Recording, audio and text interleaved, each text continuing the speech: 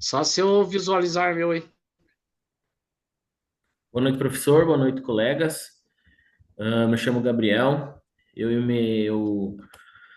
meu colega Gustavo Fábio vamos fazer a nossa apresentação, então, né, da atividade final da matéria de análise preditiva de dados.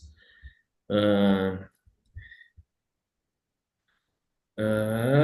Gustavo, quer se Boa apresentar? noite, boa noite, boa noite, tudo bem? Vamos lá, pode iniciar, Gabriel. Certo, Fizemos um então. slide para cada um. Vamos seguir aqui em frente. Na introdução do nosso trabalho, o nosso objetivo é implementar uma análise preditiva com regressão linear simples para prever notas de estudantes com base nas horas de estudo. A descrição do nosso dataset, então o arquivo é o arquivo horas, né? Horasnotas.csv, que ele contém os registros dos estudantes com as datas, quando a medição foi realizada, as horas, a quantidade de horas de estudo, né? E as notas que são variáveis de 0 a 10. Ok, e foi utilizado as bibliotecas do Pandas, do NumPy, do Scikit-learn, Matplotlib e Seaborn. É, esse, na verdade, é o ponto de partida para entendermos como que a estatística pode prever resultados reais. Pode passar, Gabriel. Certo, vamos lá. Próximo slide.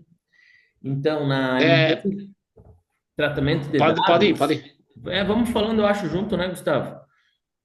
Pode ser, eu Pode vou ser. comentando.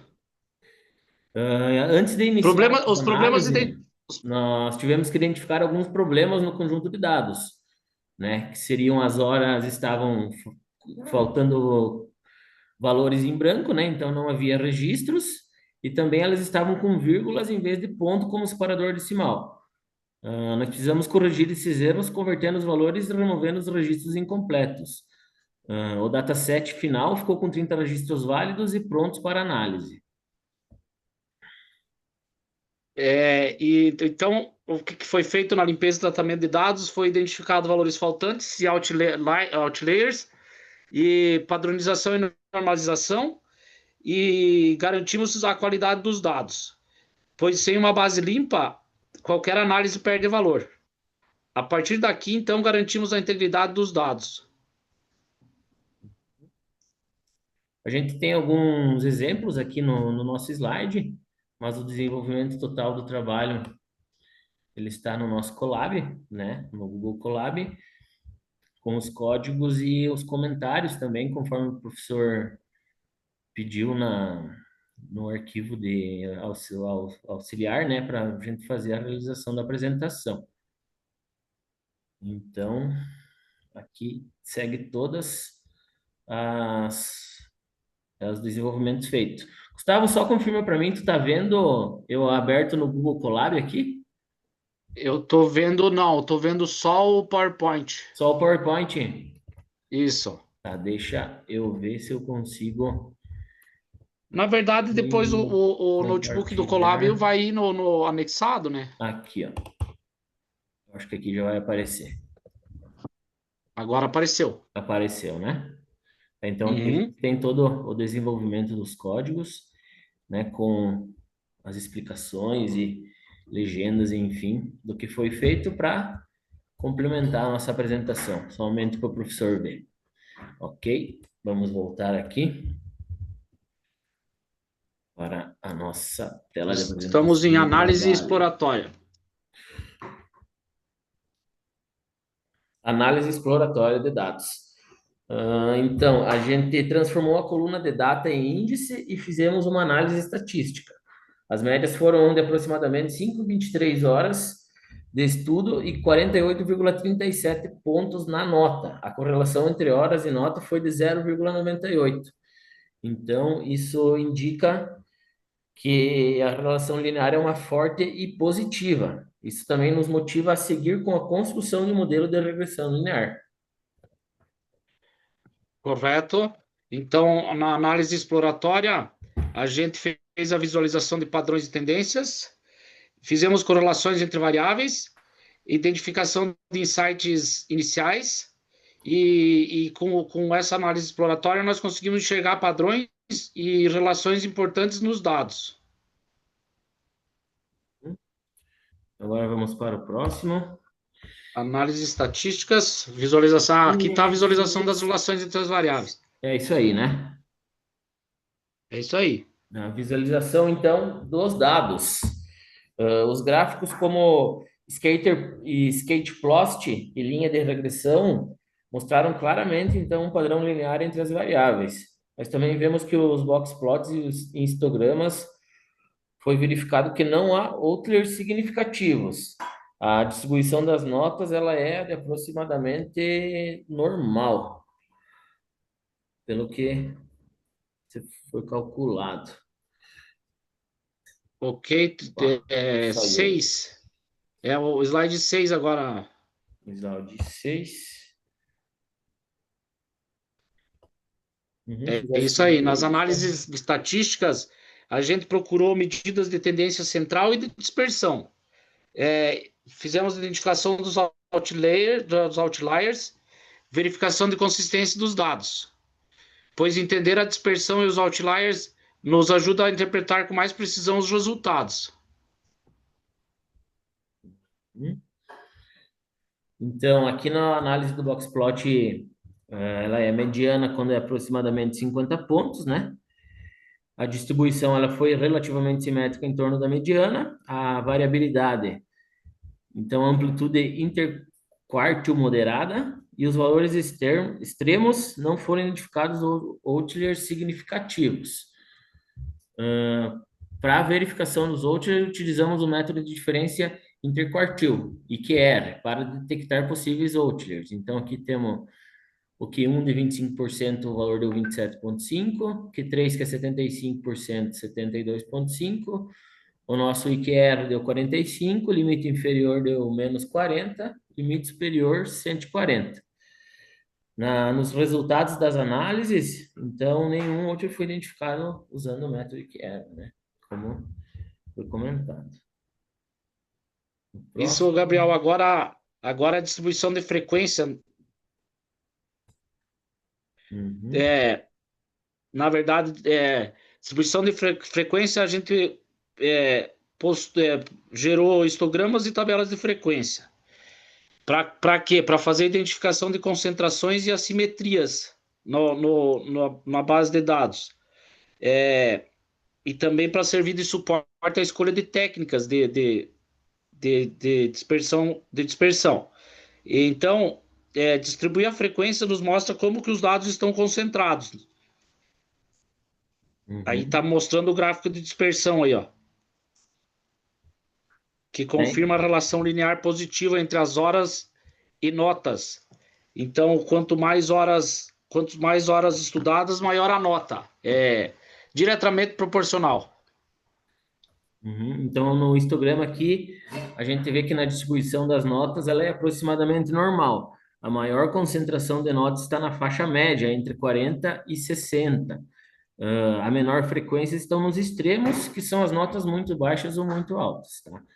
O gráfico de dispersão, ele confirma a relação linear positiva entre as horas e as notas. Também os pontos distribuídos de forma consistente ao longo da tendência. A variabilidade é relativamente constante, ela é diferente em níveis de horas. No PyPlot, a gente vê que a análise bivariada mostra relações entre todas as variáveis. Histogramas na diagonal mostram distribuições individuais, também confirma que a relação horas-nota é a mais significativa. Isso mesmo. Agora vamos para próximo slide. Modelagem. Modelagem e avaliação, na verdade, é a modelagem preditiva, nos faz definir um modelo estatístico. E para que a gente saiba como vai ser o treino e a validação. Então, na divisão do dataset, a gente utilizou o método Train Test Split da biblioteca Scikit-Learn para dividir o dataset. Fizemos, então, o conjunto de teste de 20% e o conjunto de treino de 80%. Utilizamos a classe Linear Regression do Scikit-Learn e o modelo foi treinado com os dados de treino para aprender a relação entre horas de estudo e notas. Então, chegamos aos coeficientes do modelo, que após o treinamento obtivemos os seguintes coeficientes. o valor de menos 0,35, a interpretação é que a nota estimada é de 0 horas de estudo, pois o valor é negativo. O coeficiente angular de 9,31 nos mostra que o aumento na nota para cada hora adicional de estudo. Equação da reta de regressão nota é igual a menos 0,35 mais 9,31 vezes as horas estudadas. Para cada hora adicional de estudo, a nota aumenta em média 9,31 pontos. O intercepto negativo de 0,35 sugere que sem estudo, ou seja, 0 horas estudadas, a nota seria praticamente zero. Essa equação permite prever a nota esperada para qualquer quantidade de horas de estudo. Isso aí, vamos pro próximo, seguindo aqui já.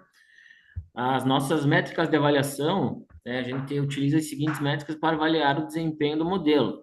O R ao quadrado, que é o coeficiente de determinação, deu 0,96, que é a proporção de variância explicada pelo modelo, né? Temos também o nosso MSE, que deu 18,94, que é o erro quadrático médio. O RMSE, que é 4,35, que é a raiz do erro quadrático médio. E o MAE, que seria o erro absoluto médio, deu 3,92. O R ao quadrado igual a 0,96, ele explica 96% da variabilidade nas notas, tá? O valor mínimo a 1 indica um excelente ajuste no modelo dos lados. Isso que é o que confirma a forte relação linear entre horas de estudos e as notas. O RMSE, que deu 4,35, ela é, então, uma média das previsões do modelo, tem um erro, uma média, né? Em média, as previsões do modelo têm um erro de aproximadamente 4,35 pontos. Considerando que as notas variam de 0 a 100, este é um erro relativamente pequeno, indicando uma boa precisão nas previsões. E o MAE, que deu 3,92, em média, as previsões desviam 3,92 pontos dos valores reais, menor que o RMSE, indicando que não há muitos erros extremos, e também confirma a consistência do modelo. Opa, pulou aqui. Pulou a 10, pulou próximo slide. É só terminar Aqui a aqui. conclusão. Tem só mais uma explicaçãozinha aqui. Então, Beleza. concluindo, o modelo apresenta um excelente desempenho com R ao quadrado, né, de 0,96. Os erros de previsão são relativamente pequenos. RMSE 4,35 e MAE 3,92. A regressão linear simples é adequada para modelar a relação entre horas de estudo e notas.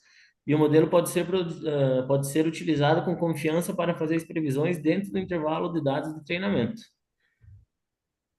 Seguindo aqui por Ok. isso. Então, predições, na verdade, a gente coloca, a aplicação, faz a aplicação de modelo em novos dados, na verdade, para a interpretação dos resultados. Para saber se existe verificação de coerência com o contexto real, na verdade. Então, é proporcional, na verdade, a quantidade de horas de estudo ao aumento das notas. É o que já era previsto. Então, sem eu ter que repassar tudo, na verdade, aqui é onde a mágica acontece, pois a gente conseguiu transformar dados em previsões úteis e interpretáveis, na verdade. Assim como pode ser feito em outros casos, e esse, na verdade, é um caso diretamente proporcional, mas existem casos, na verdade, que vai ser inversamente proporcional. Uhum. E eu acho que é isso, Gabriel. Certo? Então vamos para a Podemos conclusão concluir. aqui, né? O trabalho demonstrou que existe uma forte relação entre horas de estudos e as notas, né? Como a gente pode ver ali que o Gustavo acabou de explicar para nós, quanto mais a gente estuda, né? Mais horas de estudo, maior a nossa nota. Mas também chega o momento que quanto mais, né? Que seria nos extremos que a gente diz, que quanto mais a gente estuda, diminui a sua nota também, porque tem uma correlação positiva. Como melhoria, a gente sugerimos explorar modelos mais robustos para evitar extrapolações incorretas e incluir outras variáveis que possam impactar o desempenho dos estudantes. Gustavo quer. Na verdade, temos algumas limitações aí, porque o modelo pode gerar previsões fora do intervalo, de 0 a 100, que é os valores extremos que você falou antes. Uma possível melhoria seria aplicar uma transformação para limitar as previsões. Incluir mais variáveis explicativas poderia aumentar a precisão do modelo. Uhum. E era isso aí mesmo, Gabriel. Era isso aí, né? Isso mesmo. Então, Eu agradeço, professor. fechou. Muito obrigado. A gente em seguida Um está abraço. encaminhando aí o arquivo para fazer abrir o notebook né, no Google Colab e acompanhar a explicação do trabalho, que vai ficar mais fácil de entender vendo o desenvolvimento no Colab mesmo. Fechou? Beleza? Valeu, valeu. Boa noite. Valeu, boa noite.